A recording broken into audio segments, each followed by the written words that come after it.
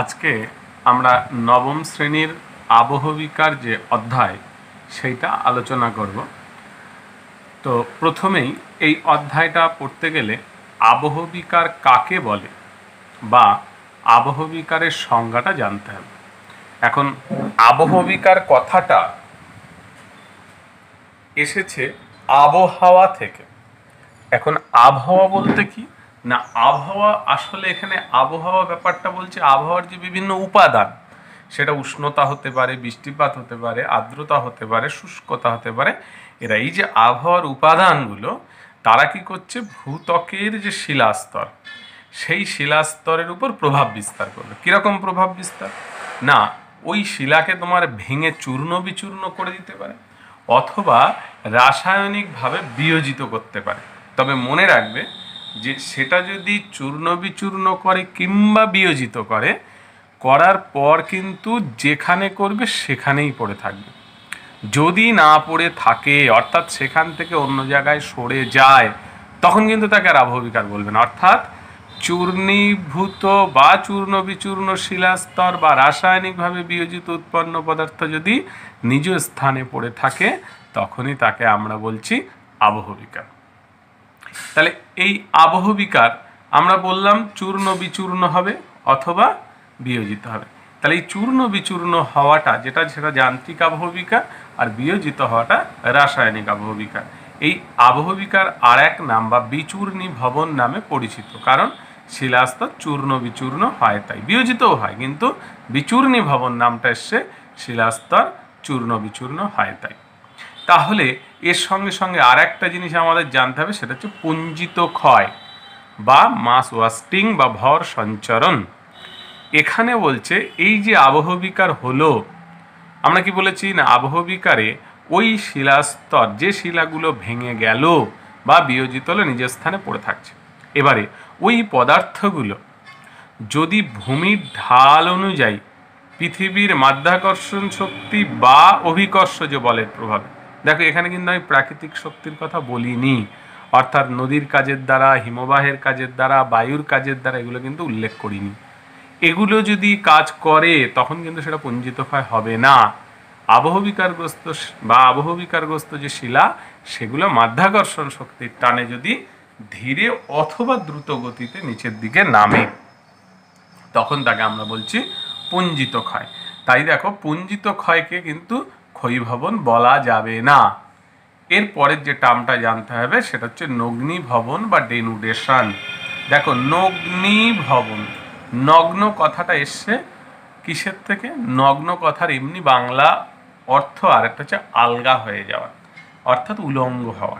এখন এখানে আলগা হওয়া কি না, বলছে দেখো কোনো একটা শিলা, ভূপৃষ্ঠের উপরে যে শিলাগুলো যদি ভেঙে চূর্ণ বিচূর্ণ হওয়ার পর সেইটা সেখান থেকে অপসারিত হয়ে যাবে।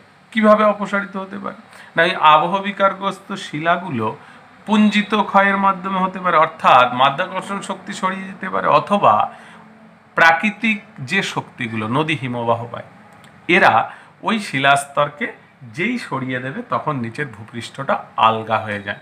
তাই এর আর এক নাম নগ্নীভবন। তাই দেখো বলা হচ্ছে যে বহির্জাত প্রক্রিয়ায় আবহবিকার পুঞ্জিত ক্ষয় ও ক্ষয়ীভবন, এই তিনটি পদ্ধতির যৌথ ক্রিয়াশীলতায় ভূপৃষ্ঠের উপরিভাগের শিলাস্তর বিচ্ছিন্ন হয়ে অপসারিত হয় এবং নিচের শিলাস্তর ভূপৃষ্ঠে উন্মুক্ত হয়ে পড়ে, তাকে নগ্নীভবন বলে। তাহলে এই তিনটে টার্ম কি কি? নগ্নীভবন সমান আবহবিকার প্লাস পুঞ্জিত ক্ষয় প্লাস ক্ষয়ীভবন। এবারে দেখো এই আবহবিকারের সঙ্গে ক্ষয়ীভবনের সম্পর্কটা কি। দেখো কোনো জায়গায় যদি শিলাস্তর আবহবিকারগ্রস্ত না হয়, দুটো কিন্তু আলাদা প্রক্রিয়া, আবহবিকার না হয় তাহলে কিন্তু ক্ষয়ীভবন হওয়া খুব সমস্যাজনক। অর্থাৎ কোনো বড় শিলাস্তর, তাকে প্রাকৃতিক শক্তি সরিয়ে নিয়ে যেতে গেলে যে কষ্ট হবে, আবহবিকারগ্রস্ত শিলা হলে সেটা অনেক দ্রুত এবং সহজে সরিয়ে নিয়ে যেতে পারবে। তাই এদের মধ্যে একটা সম্পর্ক আছে, অর্থাৎ এরা একে অন্যের পরিপূরক হিসেবে কাজ করে। কিরকম না, আবহবিকার কি হয়, একদম নিজ স্থানে পড়ে থাকে, অর্থাৎ স্থৈতিক প্রক্রিয়া। আর বিভিন্ন প্রাকৃতিক শক্তি তারা কি করছে, ওগুলোকে সরিয়ে নিয়ে যাচ্ছে, অর্থাৎ তার সঙ্গে অপসারণ প্রক্রিয়া যুক্ত, অর্থাৎ এটা কিন্তু গতিশীল প্রক্রিয়া। তাই বলছে আবহবিকার ক্ষয়ীভবনকে ত্বরান্বিত করে। ওই যে বললাম যত বেশি আবহবিকারগ্রস্ত শিলা হবে তত সরিয়ে নিতে সুবিধা হবে। তাই বলছে শিলাস্তর যত বেশি আবহবিকারগ্রস্ত হয় ক্ষয়ীভবন তত দ্রুত হয়। আবার ক্ষয়ীভবনের ফলে শিলাস্তর যেই উন্মুক্ত হলে তার উপর পুনরায় আবহবিকার ঘটে। তাই সাধারণভাবে দেখা যাচ্ছে দুটো আলাদা প্রক্রিয়া হলেও কিছু ক্ষেত্রে সম্পর্কযুক্ত। তবে দেখো আবহবিকার হলেই ক্ষয়ীভবন নাও হতে পারে, আবার আবহবিকারগ্রস্ত না হলেও ক্ষয়ীভবন ঘটতে পারে। তার মানে ধরো আবহবিকার হলো সেখানেই পড়ে আছে, আর কোনো প্রাকৃতিক শক্তি সরাচ্ছে না, তাহলে কিন্তু ক্ষয়ীভবন হবে না। আবার আবহবিকারগ্রস্ত হয়নি, কোনো বড় শিলাস্তর, তাকে খুব গতিশীল বা তার উচ্চ গতি আছে এরকম কোনো প্রাকৃতিক শক্তি তাকে সরিয়ে ফেলবে অন্য জায়গায়, তাহলে ক্ষয়ীভবন ঘটতে পারে। এখন এই যে আবহবিকার, সেই আবহবিকারের প্রধান তিনটে ভাগ। এক হচ্ছে যান্ত্রিক আবহবিকার, রাসায়নিক আবহবিকার আর জৈব আবহবিকার। যান্ত্রিক আবহবিকারের সঙ্গে আমরা পরে পার্থক্য আলোচনার সময় বলবো। তোমরা এক কথায় মনে রাখবে, শিলাস্তরের ভৌত পরিবর্তন হবে, এখানে কিন্তু রাসায়নিক পরিবর্তন হবে না। এর মধ্যে যেগুলো তোমাদের বেশি করে পড়তে হবে বা সিলেবাসে বড় করে আছে সেইগুলো আলোচনা করছি। প্রথম দেখো আছে প্রস্তরচায়ী বিচ্ছিন্নকরণ বা পিণ্ড বিসরণ বা চৌকাকার আবহবিকার। এই যে নাম, যে কোনো একটা নাম দিয়ে আসে, যাতে তোমাদের এই তিনটে নাম পড়ে না রাখলে যে কোনো সময় গন্ডগোল হতে পারে। এই প্রথম আমরা যে তিনটে প্রক্রিয়া, এক হচ্ছে প্রস্তরচায়ী বিচ্ছিন্নকরণ, স্বল্পমোচন আর হচ্ছে ক্ষুদ্রকণা বিসরণ। এই তিনটে প্রক্রিয়া পড়তে গেলে প্রথম আগে অঞ্চলটা জানতে হবে, কোন অঞ্চলে বেশি হয়। প্রথমেই যেটা রাখবে, তিনটের ক্ষেত্রেই তোমাকে এই দুটো মানে যে অঞ্চল হলো এটা কাজে লাগে। এক হচ্ছে উষ্ণ মরু ও মরুপ্রায় অঞ্চল, এছাড়া কিন্তু অন্য অঞ্চলে এর প্রাদুর্ভাব বা প্রাধান্য দেখা যায় না। এই মরুপ্রায় অঞ্চলে কি হয় না, দিনের বেলায় গরম ও রাতের বেলায় ঠান্ডা। এটা কিন্তু সব কটা লিখতে গেলে কাজে লাগে। তাহলে উষ্ণ মরুভূমিতে দিনের বেলায় প্রচণ্ড গরম, রাতে ঠান্ডা, এটা হওয়ার জন্য কি হয়, এই যে তাপমাত্রার তারতম্য ঘটায় শিলাস্তরে কিছু অনুভূমিক ও উল্লম্ব ফাটল দেখা দেয়। দেখো এই যে অনুভূমিক ফাটল আর উল্লম্ব ফাটল যত সময় যাবে তত বেড়ে যাবে। যদি বেড়ে যায় তখন ওই বরাবর শিলাস্তর কীরকম ভেঙে পড়ে না, বলছে বড় বড় চাঁই।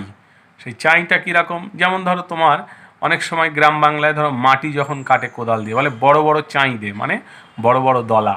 তাহলে এখানে বলছে ওই অনুভূমিক আর উল্লম্ব ফাটল বরাবর ওই শিলাখণ্ডগুলো ভেঙে যায় চাঁইয়ের আকারে, তাই এর আর এক নাম প্রস্তরচায়ী বিচ্ছিন্নকরণ। আর আমি আগেই বললাম যে এটা দলা বা পিণ্ড, তাই ওই পিণ্ডর মতো ভেঙে যায় বলে তাই এর নাম পিণ্ড বিসরণ। আবার উল্লম্ব ও অনুভূমিকভাবে ভেঙে ওই শিলাস্তর অনেকটা চৌকো হয়, তাই এর নাম চৌকাকার আবহবিকার। তাহলে এইগুলো কি হলো যে তোমার কিভাবে হয়। এরপরে আমরা আসছি স্বল্পমোচন বা গোলাকার আবহবিকার বা বর্তুলাকার আবহবিকার বা এক্সফোলিয়েশন। এখানে স্বল্পমোচন আর এক্সফোলিয়েশন এই দুটো নাম বেশি মনে রাখতে হবে। প্রথমে আসছি দেখো স্বল্পমোচন। স্বল্প কথার অর্থ বলা হয় খোসা, মানে বাকল। দেখো এই বাকল নামটা তোমরা কিন্তু জীবনবিজ্ঞানেও পড়বে, রেচনের এখানে বাকল মোচন, পত্র মোচন পড়েছ। তাহলে এখানে বলছে দেখো স্বল্প শব্দের অর্থ বাকল বা খোসা। আমি আগেই বলেছি অঞ্চল ফিক্সড, উষ্ণ মরু আর মরুপ্রায় অঞ্চল, দিনের বেলায় গরম, রাতে ঠান্ডা। এইবার এখানে যেটা গুরুত্বপূর্ণ যোগ হবে সেটা হচ্ছে সমকেন্দ্রিক সমসত্ব শিলা। সমসত্ব কি না, বলছে একই খনিজ দ্বারা গঠিত শিলা। আর সমকেন্দ্রিক মানে একটা কেন্দ্রকে বেষ্টন করে অবস্থান করছে, তাহলে শিলাটা কীরকম হবে, প্রায় গোলাকার। এখন এই যে সমকেন্দ্রিক স্তরযুক্ত সমসত্ব বিশিষ্ট শিলা বা একই খনিজ দ্বারা গঠিত শিলা, ফলে প্রত্যেকেরই কী হবে, তাপ ধারণ ক্ষমতা কিন্তু তাহলে সমান, কারণ একই খনিজ।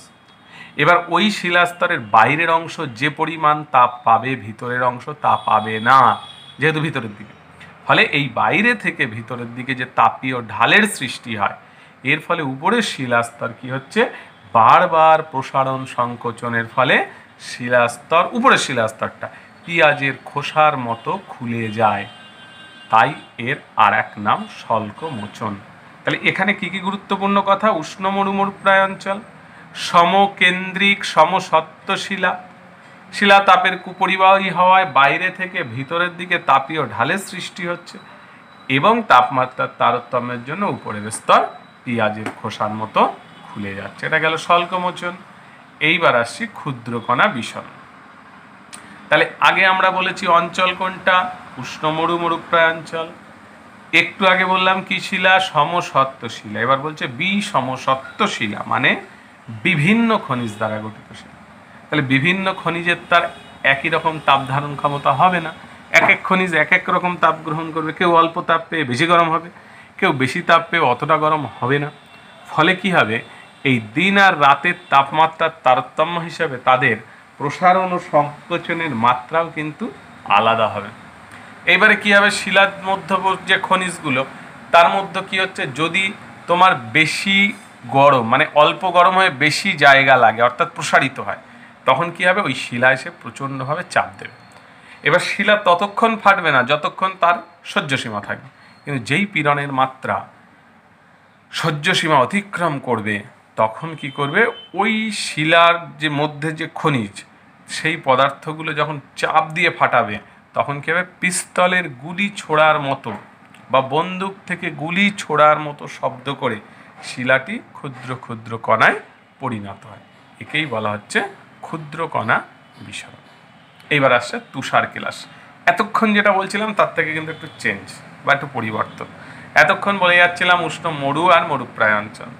এবার কিন্তু আমরা বলছি হিম শীতল উচ্চ পার্বত্য অঞ্চল বা উচ্চ অক্ষাংশের অঞ্চল।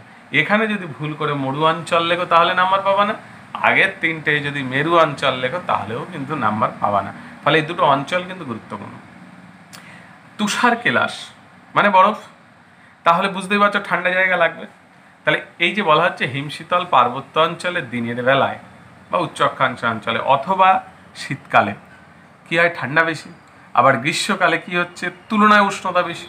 তাহলে ওই দিনের বেলায় বা গ্রীষ্মকালে কি হচ্ছে? বরফ গলে জলে পরিণত হওয়ায় ওই জল শিলার কোনো ফাটলের মধ্যে প্রবেশ করবে। এইবার যখন ফাটলের মধ্যে জল আছে, শীতকালে বা রাতের বেলায় ওই জল কী হবে? বরফে পরিণত হয়ে যাবে।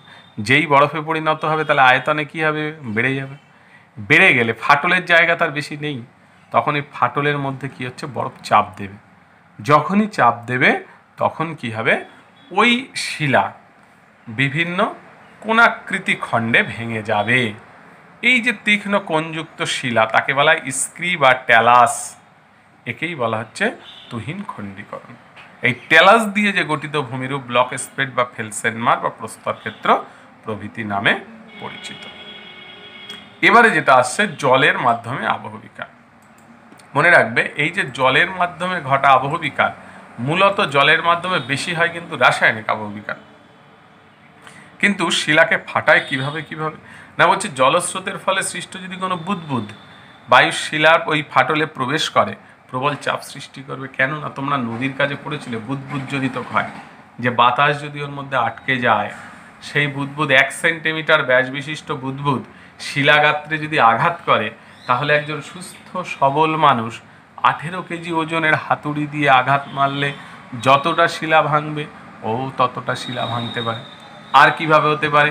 বলছে শিলার ছিদ্রে যে সঞ্চিত জল গ্রীষ্মকালে শুকিয়ে যায়, আর্দ্র সময়ে জলে পূর্ণ হয়। তাহলে ক্রমাগত আর্দ্রতা শুষ্কতার কারণেও শিলা ভেঙে যেতে পারে। আর কি না, বলছে মরু অঞ্চলে অতি উত্তপ্ত শিলার উপর হঠাৎ বৃষ্টির জল পড়লে শিলা কী হবে? হঠাৎ করে সংকুচিত হবে এবং ফেটে যাবে। তাহলে এই পর্যন্ত তোমাদের যান্ত্রিক আবহবিকারটা পড়া।